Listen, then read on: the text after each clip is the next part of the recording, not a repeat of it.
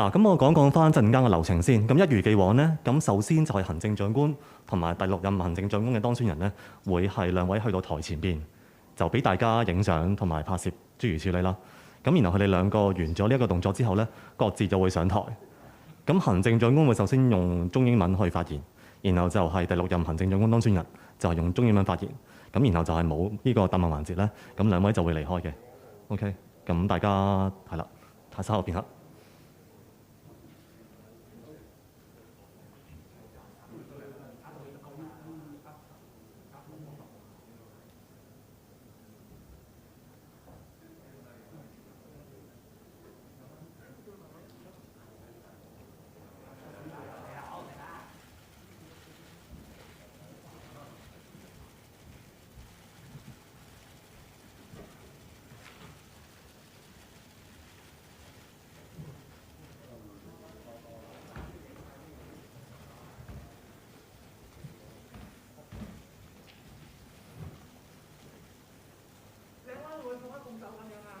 唔會啦，請大家靜影相。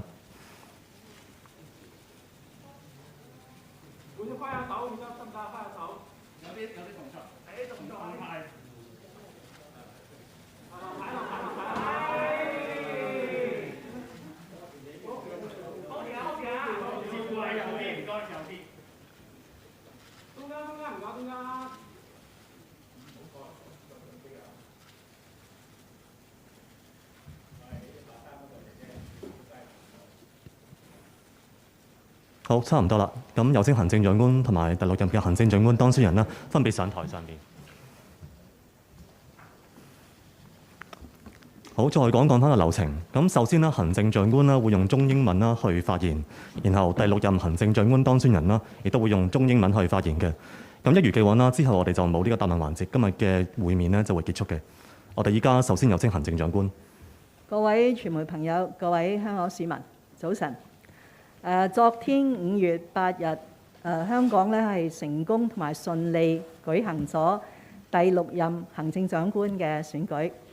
我今早咧係非常之高興，可以係第一時間呢就係同當選第6任行政長官嘅李家超先生喺政府總部會面，等我可以親自恭賀佢啊！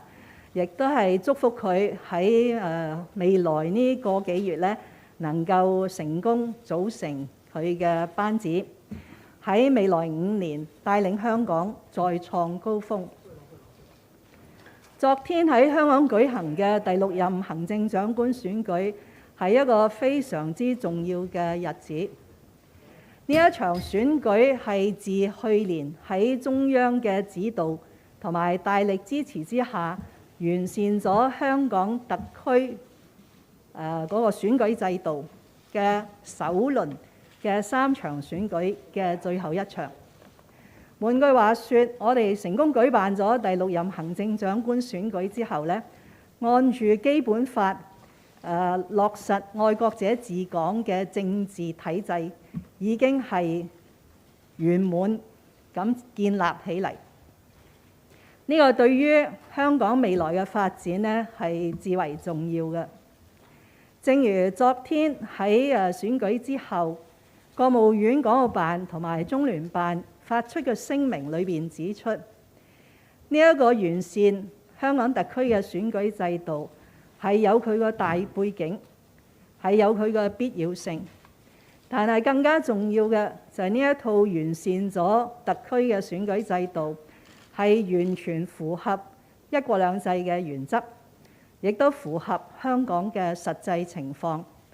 佢既可以確保一國兩制行穩致遠，亦都可以確保香港特區長期繁榮穩定。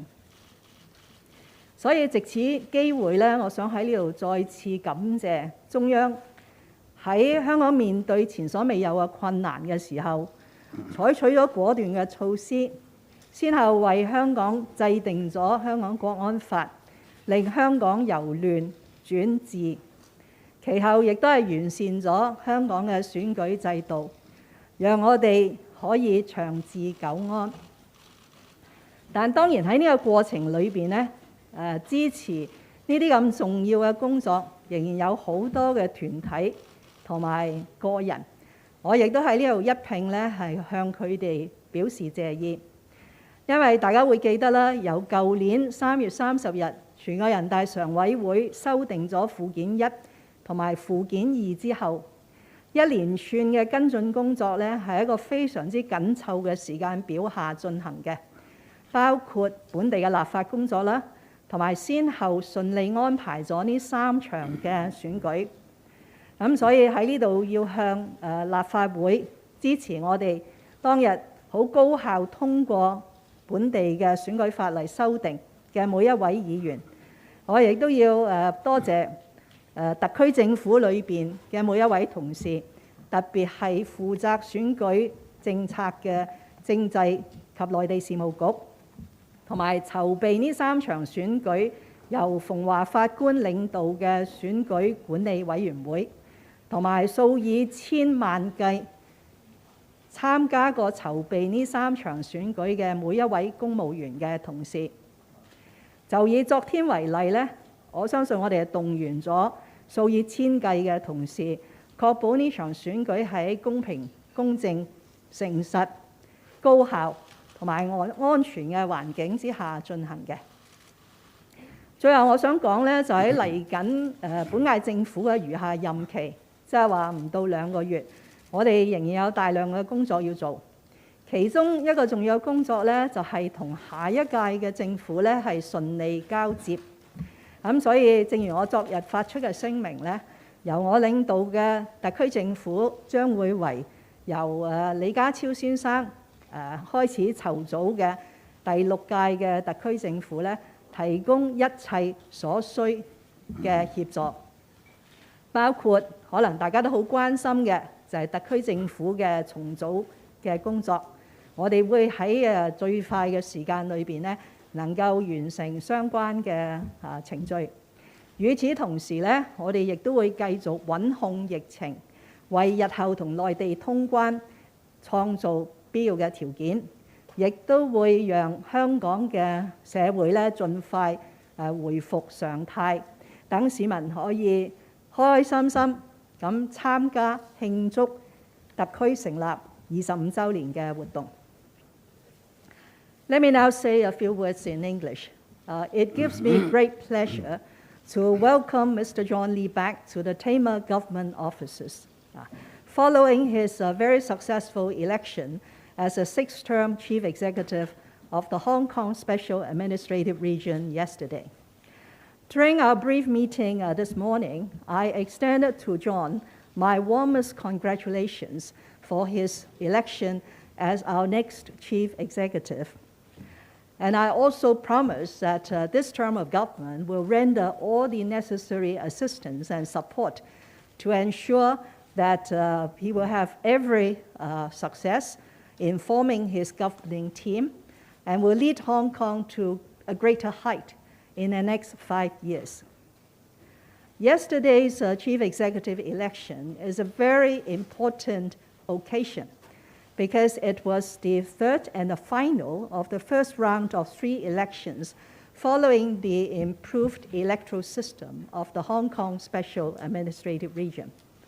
As we all know, there was a very severe backdrop to why we need to improve Hong Kong's electoral system. And I am very grateful to the central authorities for taking very timely measures to help Hong Kong to restore her stability. First, with the enactment and implementation of a national security law, and last year, with the improvements to the Hong Kong Special Administrative Region's electoral system. As pointed out in the statement made by the Hong Kong and Macau Affairs Office of the State Council and the liaison office of the Chinese People's Government in Hong Kong yesterday, the electoral reform improvements will enable that Hong Kong will continue to thrive as a special administrative region under this important principle of one country, two systems. and will also lay a very solid foundation for the continuation of Hong Kong's stability and prosperity. I have to take this occasion to thank, above all, the central authorities for their support and guidance over these years, especially in the improvement to the electoral system, but also to thank thousands of colleagues who had put in a lot of efforts to put in place not only the local legislation for the electoral arrangements, but also to mount 3 successful elections. That is, the Election Committee subsector election last September and the 7th-term Legislative Council election last December, and then yesterday, the 6th-term Chief Executive election. I have to express my personal appreciation, particularly to the Electoral Affairs Commission, chaired by Justice Barnabas Fung, for hosting a very efficient, honest, and fair election, leading to the election of my former colleague, Mr. John Lee. In the remaining days of this term of government, we will render John every assistance that he needs to form a new government, and including, of course, the much talked about reorganization of the government structure. And at the same time, I and my administration will continue to fight this COVID-19 epidemic in order to enable the people of Hong Kong to return to normal life as soon as possible, and also to lay a strong foundation for the resumption of quarantine travel into the mainland. This year is the 25th anniversary of the establishment of the Hong Kong Special Administrative Region. I hope very much to celebrate this very important occasion with the people of Hong Kong.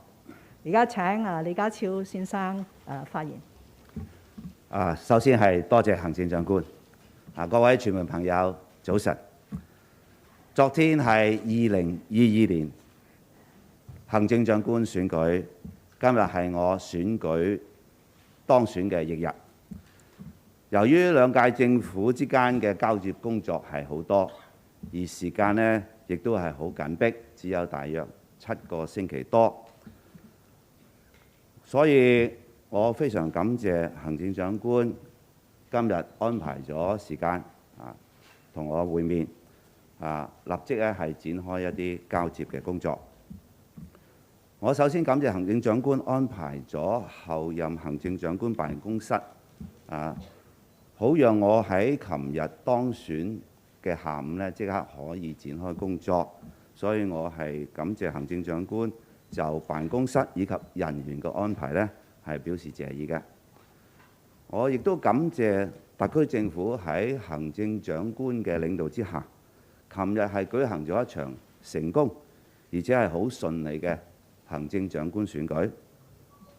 喺呢個選舉裏邊，我作為參選人有好多親身嘅經歷，我亦都充分睇到參加工作嘅公務員以及相關嘅人員呢，好專業咁喺不同方面嘅安排呢，係既周詳，亦都係好細緻嘅。我亦都聽到不同嘅選委呢，對今次選舉嘅安排呢，係好有正面嘅評價。我多謝行政長官同埋所有參與昨天舉辦嘅選舉嘅所有同事，多謝佢哋嘅辛勞同埋專業嘅工作。剛才我同行政長官會面嘅時候呢，討論咗喺未來幾個星期我哋嘅交接工作，包括正如剛才行政長官所講，架構重組有關方面嘅一啲事宜嘅，亦都有討論過我哋喺未來呢幾個星期嘅防疫抗疫工作將會係個走向會係點，亦都有大家提及呢係慶祝香港回歸祖國25週年嘅慶典活動呢嘅一啲考慮。喺政府架構重組方面，我感謝行政長官，佢喺重組方案方面呢，其實已經係做咗好詳細嘅一啲分析同埋計劃嘅。咁我對建議嘅內容呢係好多謝嘅。咁我亦都係喺某一啲細節嘅方面呢，就剛才同行政長官呢有交換嘅意見。咁亦都好多謝行政長官俾咗佢一啲睇法我嘅。咁我會翻去思考一下。之後呢，我嘅後任辦嘅同事呢，亦都會盡快呢同行政長官嘅辦公室嘅同事呢係商討細節嘅。今日稍後呢，我會去香港特別行政區嘅司法同埋立法機關分別進行禮節性嘅拜訪，先會呢同終審法院首席法官張舉能法官係會面。之後呢，就會同立法會主席梁君彥會面嘅。今日下晝呢，我亦都會分別呢去拜訪4個中央駐港機構作禮節性拜訪嘅，即係中央人民政府駐香港特別行政區聯絡辦公室、中央人民政府駐香港特別行政區維護國家安全公署、外交部駐香港特別行政區特派員公署，以及中國人民解放軍駐香港部隊。係多謝大家。跟住我用英文同大家講講。Yesterday was the 2022 Chief Executive election. I'm grateful to the Chief Executive, Mrs. Carrie Lam, for meeting me today, right on the next day after I was elected. I just had a very useful meeting with the Chief Executive. The discussion was useful to ensure a smooth transition to the new term of government. And we are working under a very tight schedule of some 7 weeks from now to the 1st of July. I would like, first of all, to thank the Chief Executive for arranging very quickly the office of the CE-elect, allowing me to work in the new office in the afternoon right after the election yesterday. I thank her for arranging the office as well as the helpful staff. I would also like to thank the government for organizing a successful and orderly election yesterday. As a candidate during the 2022 CE election, I saw firsthand the professionalism of the civil servants of the government through their meticulous planning of every element of the electoral arrangements. Different members of the election committee have expressed appreciation similarly towards the arrangements. For that, I thank the Hong Kong SL government under the leadership of the Chief Executive and all the civil servants and personnel who took part and contributed to the smooth running and the success of the election. During the meeting with the Chief Executive earlier, we talked about a number of major tasks to be accomplished in the coming weeks of transition, including the proposed government reorganization package, the latest situation of Hong Kong's work in fighting the epidemic, as well as activities celebrating the 25th anniversary of the establishment of the Hong Kong SAR. I'm grateful to the Chief Executive for proposing a package of government reorganization, which facilitates the smooth transition between the 2 terms of government.